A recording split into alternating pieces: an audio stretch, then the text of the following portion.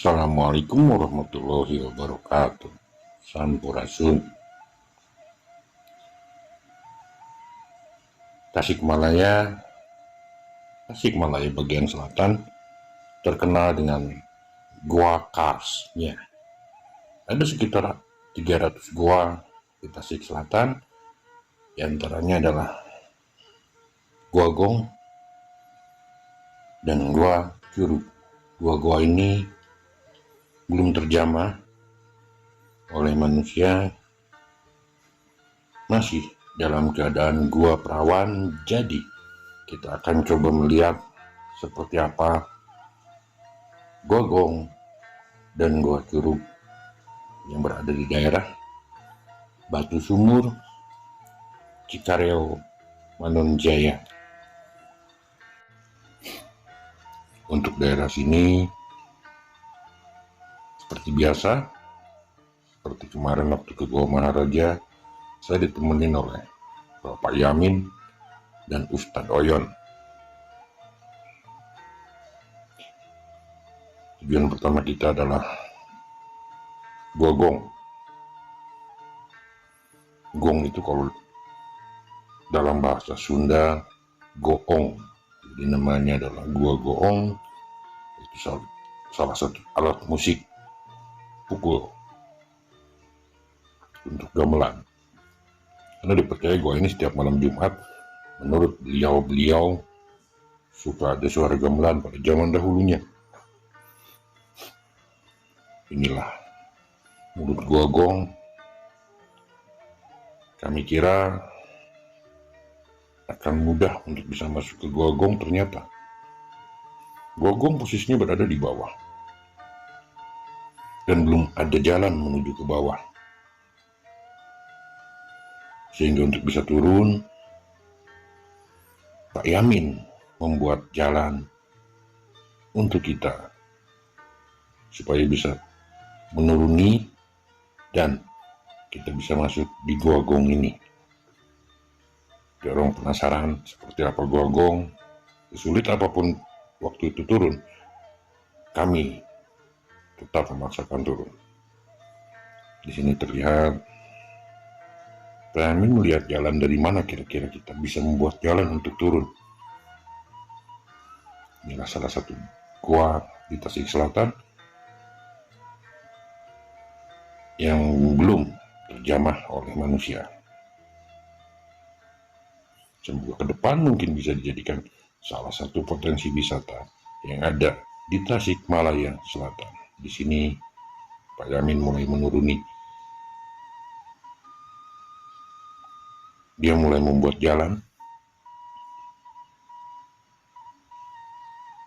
Saya akui memang agak sedikit sulit untuk bisa turun ke bawah. Inilah mulut goanya. Pak Yamin turun. Dia membersihkan jalan, membuat anak tangga yang sederhana, yang asal-asalan, yang asal bisa kita turun. Untuk turun pun saya masih dibantu beliau, karena memang benar-benar susah untuk bisa di bawah, untuk bisa sampai bawah. Selain Pak Yamin dan Ustadz Oyon, seperti biasa saya ditemani oleh Bapak Heri Rambo, pentolan dari daerah Galuh. Di sini kami berusaha turun, agak sedikit susah dan memang susah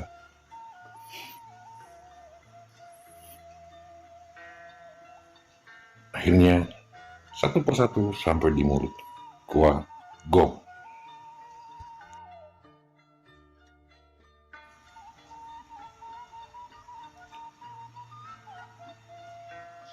Saya mengira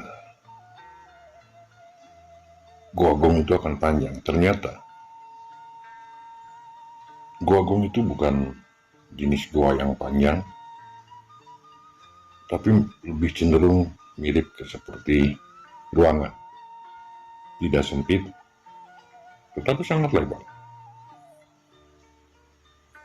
Di mana di dalamnya ada semacam, kalau di dalam bahasa Sunda disebutnya situ, semacam kolam besar ya.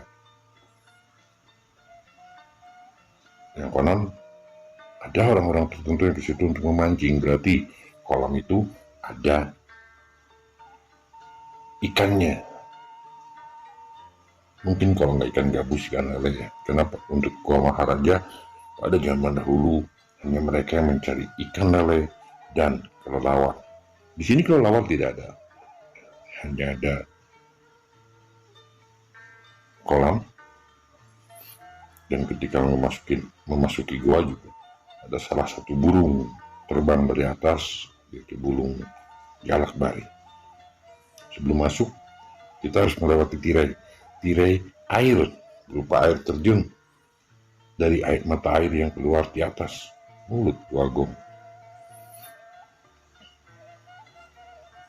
Indah memang.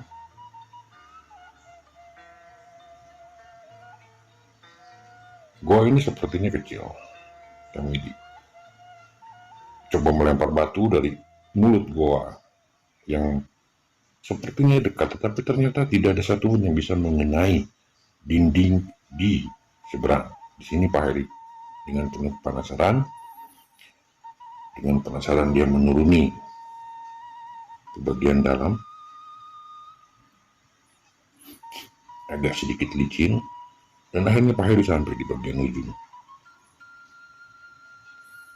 Sini kolam yang saya sebutin tadi tepatnya ada di depan Pak Heri saat ini, di bawah.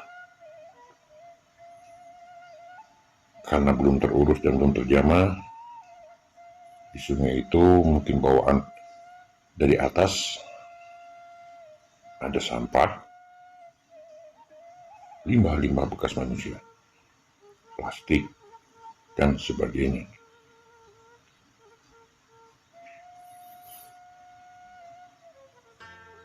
Gua ini hanya berbentuk seperti lingkaran, lebar. Di sini tidak ada stalaktit dan stalagmit. Gorden pun nggak ada. Untuk bagian atas, samping atas, hanya berbentuk batuan kars yang rata.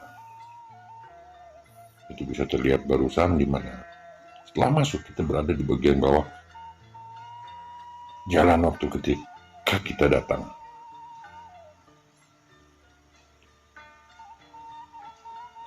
Semoga ke depan ini bisa menjadi salah satu objek wisata potensial untuk Tasikmalaya. Karena daerah sini banyak gua-gua berdekatan. Setelah dari sini pun, setelah dari Gua Gong, kita melanjutkan perjalanan menuju Gua Curug.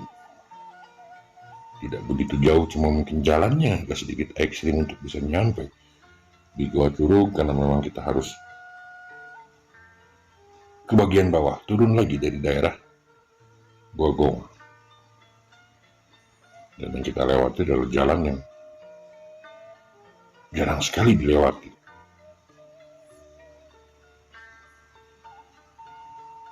Sehingga kita berjalan agak sedikit susah. Tidak begitu jauh, hanya sekitar 300 meter dari Gua Gong.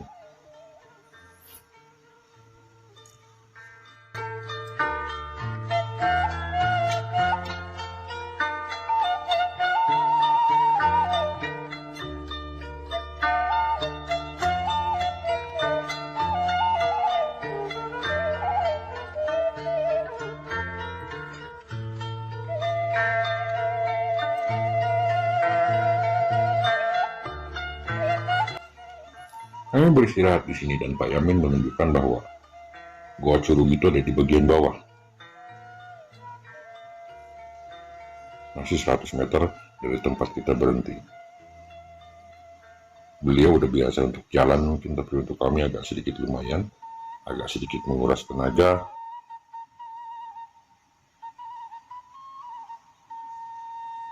Kita pun melanjutkan perjalanan dan akhirnya kita sampai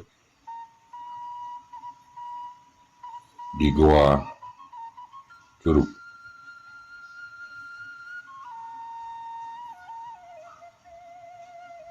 Ini Pak Heri sedang mencoba selfie. Mungkin ini di sini juga kan agak sedikit kesulitan berjalan untuk bisa sampai di Goa Curug, karena gua ini sama sekali belum terjamah dan tidak semua orang penduduk lokal pun yang masuk ke daerah sana. Bahkan ada orang penduduk setempat yang tidak tahu di mana Goa Curug itu. Kami turun, inilah salah satu gua yang benar-benar masih asli dan belum terjamah, di mana begitu masuk pun agak sedikit susah, tapi sangat bagus, sangat mempesona keadaan di dalam.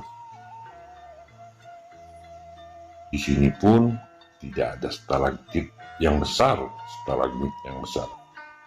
Hanya ada bongkahan-bongkahan batu sehingga kita agak sedikit lumayan untuk bisa masuk di dalam dengan jalan yang sangat sempit. Pengalaman yang baru kita alami, di mana kita melewati gua ini. Ada waktu-waktunya kita harus merangkak, kemudian tegak, dan gua ini tidak besar, tidak sebesar gua Maharaja.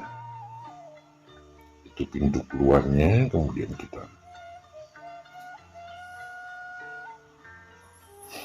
begitu masuk di bagian dalam, ternyata di dalam banyak sekali kelelawar. Karena tempatnya sempit, akhirnya kelelawar itu panik dan terbang asal, sehingga dari mulai wajah sampai ke bagian badan bahkan kaki pun semuanya ditubruk oleh kelelawar-kelelawar yang panik.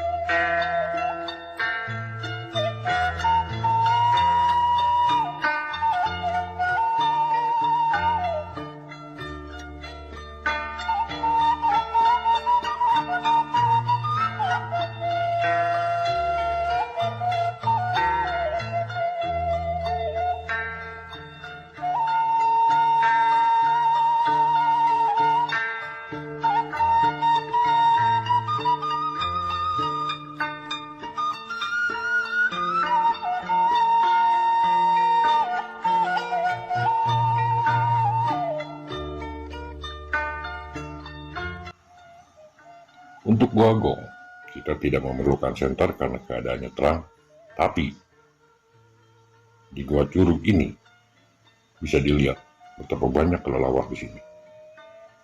Dengan lorong yang sangat sempit, dan mereka panik. Hampir semua yang masuk sini, dari mulai saya, Pak Yamin, Ustadz Oyon, dan Pak Heri, semuanya kena tabrak kelelawar.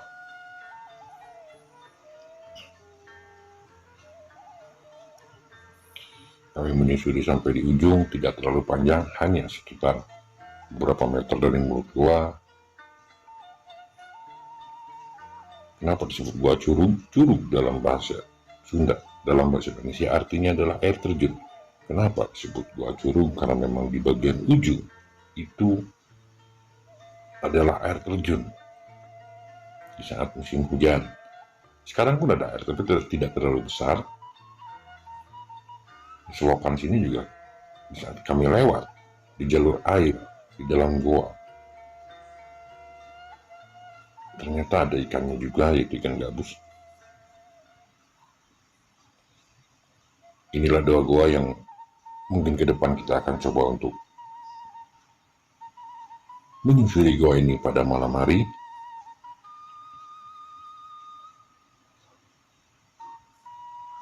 Sampai kita bisa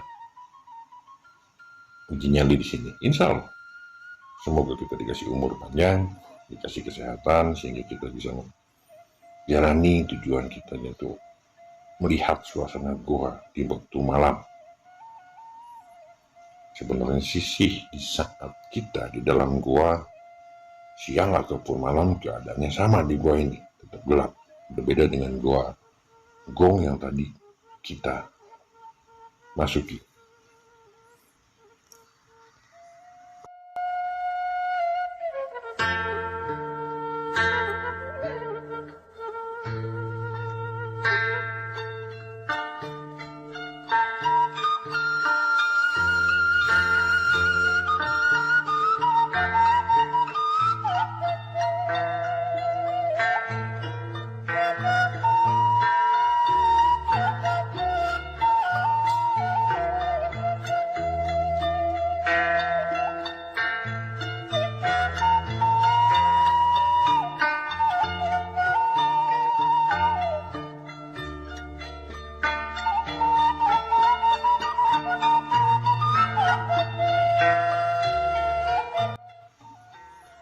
Setelah selesai menyusuri Gua Curug, akhirnya kami memutuskan untuk pulang.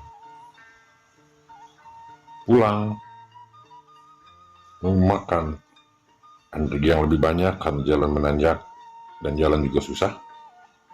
Pak Yamin membuat jalan sendiri, jalan untuk kita pulang. Saat kita datang berbeda dengan jalur di saat kita pulang. Oke teman-teman, makasih. Sampai ketemu di perjalanan kami selanjutnya. Assalamualaikum warahmatullahi wabarakatuh.